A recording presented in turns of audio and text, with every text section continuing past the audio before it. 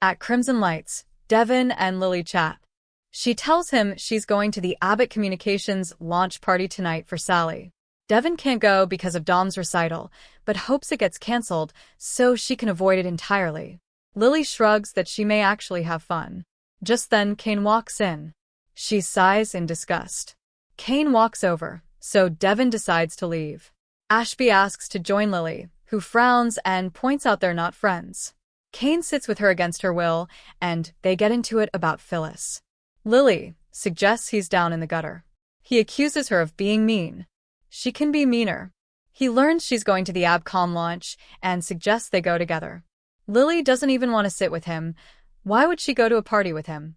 He shrugs that he's charming. She points out he's not even invited. He wants to wish Billy well. Lily argues that he doesn't want him there. Kane wants it to be a success and pound Newman Media into mulch. Lily's not buying his game of humility. Tying himself to Phyllis isn't helping. Kane claims he's done with Phyllis. She stole the AI software. She didn't admit it, but he got confirmation. Lily guesses it's the fact that she lied about it that he doesn't like. Kane presses her to go to the launch with him and be glad that she did.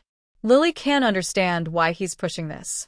He accuses her of completely forgetting what it's like to have fun. He wants to turn back the clock for one night. Give us a shot, Lily. At the club, Audra tells Noah she heard he got hurt. He says he's in one piece. She's glad. This is wonderful for all of them. Nick prompts Noah to get going, but he asks Audra how she's been doing. Audra claims she's doing fabulous and asks how long he's in town for.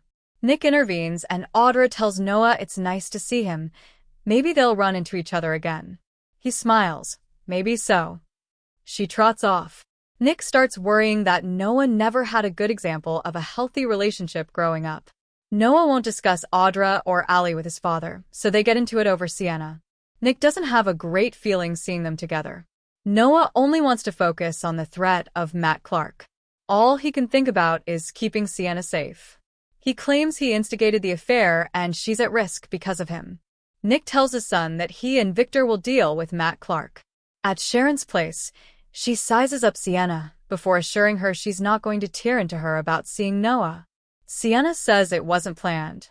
They discuss her being married to the monster, Matt Clark. Sharon's sure she needed someone to lean on. Sienna insists she wasn't using Noah. Sharon wants to discuss the potential for any real future for the pair.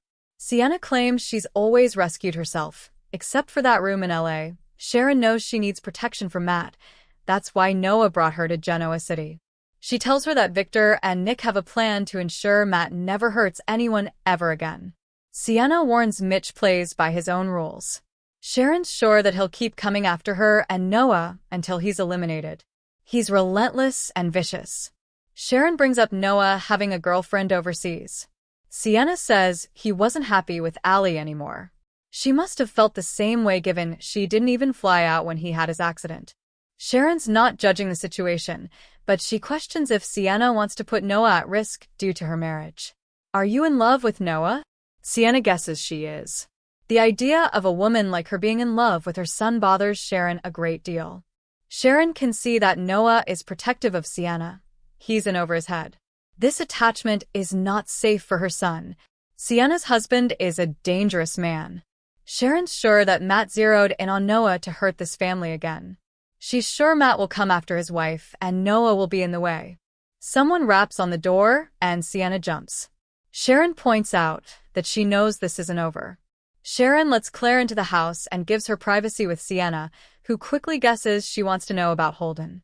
Claire replies, and Audra Charles. They sit, and Claire tells her Audra Cortez stole a check from a man at her club and gave some of the proceeds to Holden.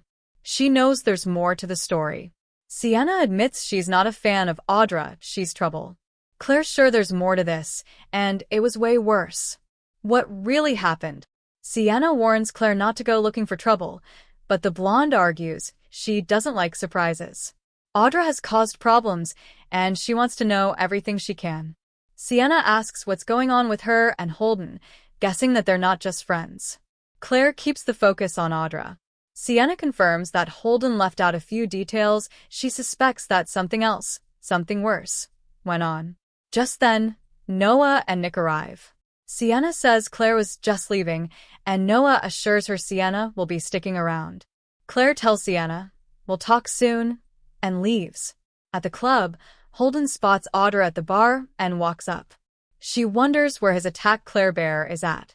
He needles her about not being allowed at the AbCon launch, and she accuses him of enjoying watching her suffer. Holden sits and tells Audra he's not her enemy and is pulling for her.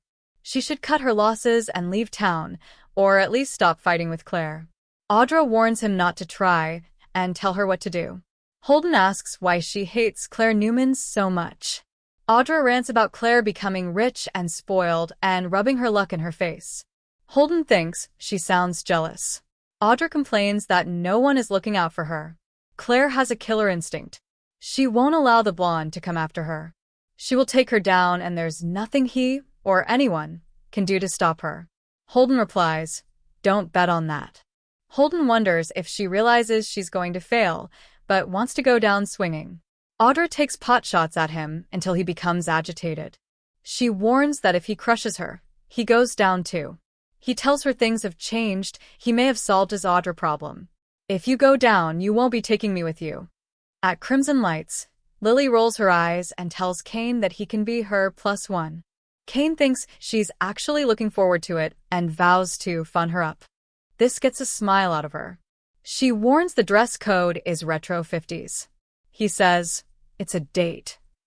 She says it's two people arriving at the same time. Kane relishes the idea of people whispering when they walk in. Lily muses, "Tonight might be fun after all." At Sharon's place, Noah asks Sienna what she and Claire talked about. She shrugs that talked about LA and the Shadow Room. She then irks Noah by suggesting that because of Matt, she should leave Genoa City as soon as possible. At the club, Audra tells Holden not to be stupid. Claire will get sick of him, if she hasn't already. Holden chuckles about her underestimating him and overestimating herself. He warns her not to mess with Claire, because you really don't want to mess with me.